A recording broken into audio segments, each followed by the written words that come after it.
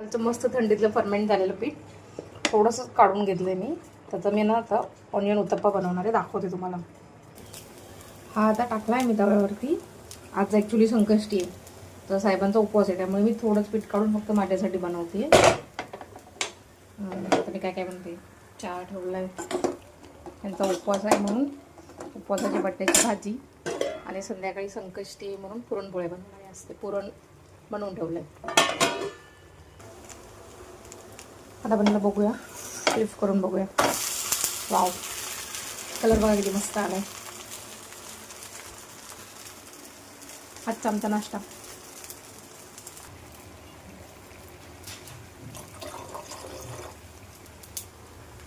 चला नाश्ता करूया.